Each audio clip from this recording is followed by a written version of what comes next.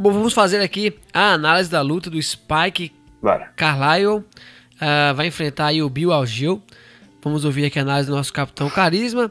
Babi, o Spike estreou no UFC com vitória sobre o Alon Cruz, mas em sequência já perdeu aí para o Billy Quarantillo.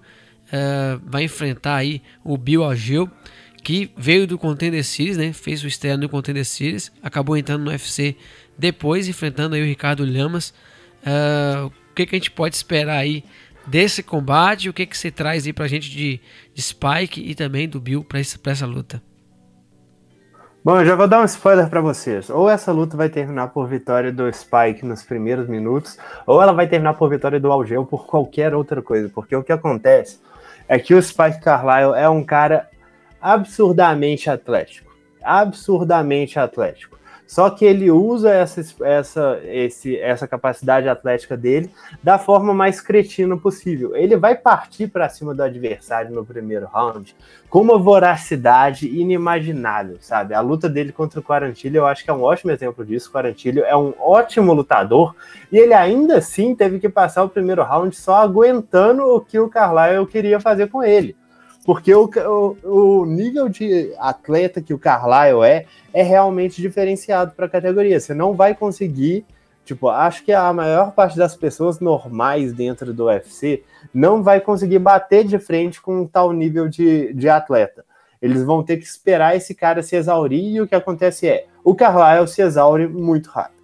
Muito rápido também, porque é o que você vê de atletas que têm esse tipo de musculatura, que é uma musculatura que chamam de rápida contração, que ele consegue reagir rápido a tudo, ele consegue bater forte, ele consegue bater rápido, mas ele também está usando o oxigênio de uma forma absurdamente descontrolada, então ele se cansa demais. Por isso que eu estou falando, eu acho que o Carlyle vai ter chance contra quase todo mundo nessa categoria, desde que seja nos primeiros 2 minutos de luta. Passou disso, eu acho que ele vai passar perrengue até para caras ruins. E nesse caso, tanto o Quarantillo não era um lutador ruim, na verdade o Quarantillo é excelente, e o Algeo eu também não considero um lutador ruim. Ele tem um cartel negativado aí dentro do UFC. Ele perdeu a luta no Contender Series pro Brandon Loughnane, que foi um cara, assim, na época essa luta foi muito contestada, justamente porque o Brandon Loughnane venceu, mas ele não foi contratado pelo evento, o que para mim foi um dos maiores erros da história do Contender Series. Era um cara claramente pronto para o UFC e o melhor lutador que tinha lutado no dia, e não contrataram ele por uma questão dele ter tentado uma queda nos 10 segundos finais, beleza. Mas o que a gente precisa pensar aqui é que o Bill Algeo, apesar dele ter perdido tanta luta no Contender Series quanto a estreia dele contra o Ricardo Lamas, ele mostrou muita capacidade de lutar nesse nível nessas duas lutas. Contra o Ricardo Lamas, ele quase conseguiu um nocaute aí, surpreendendo todo mundo. Contra o Brandon Loughnane, ele conseguiu vencer o segundo round, quebrou o nariz dele na joelhada. Então, assim, ele é um legítimo casca grossa, sabe? Que eu acho que tem nível para estar competindo no UFC. E diferentemente do Carlyle, eu não acho que ele seja um cara extremamente atlético. O que ele é muito grande e ele tem um kickboxing técnico. Você vê que ele tem bons chutes baixos, ele tem bons golpes em linhas e ele tem boas joelhadas frontais. Quando ele começa a pegar o timing para as joelhadas frontais, aí que o jogo dele começa a se desenvolver realmente, porque aí que ele começa a acertar os golpes que causam dano. Ele tem também boas quedas e bom jogo de chão, só que honestamente não é o jogo dele. E apesar de eu ter falado muito bem, assim, muito mal do Carlyle nessa questão dele cansar rápido, o Algeo também é um cara meio que conhecido por dar uma cansada, só que as lutas dele são muito intensas, sabe? Na luta dele contra o Ricardo Lamas e contra o Brandon Loughnane, ele tomou mais de 100 golpes ao longo de 3 rounds, então é um nível de atividade que é até compreensível você ver esse cansaço, mas ele é um cara técnico, não é um cara tão responsável defensivamente, né?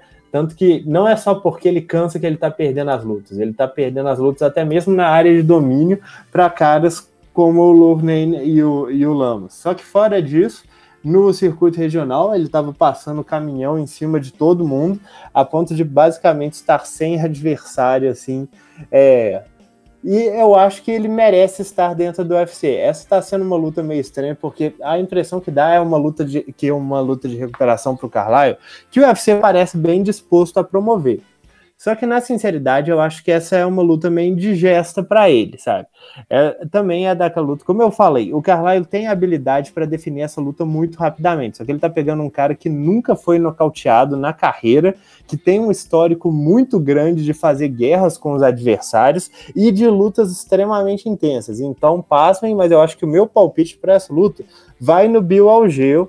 Eu acredito que se ele conseguir aguentar o primeiro round, se ele conseguir aguentar as quedas do Carlyle, se ele conseguir aguentar o ground and pound, o jogo de chão e a própria explosão na trocação, eu acho que a tendência é que ele comece a dominar a luta depois disso contra um oponente exaurido, porque ele é um cara grande, que sabe usar a altura, que sabe usar a envergadura, que vai conseguir acertar belos golpes.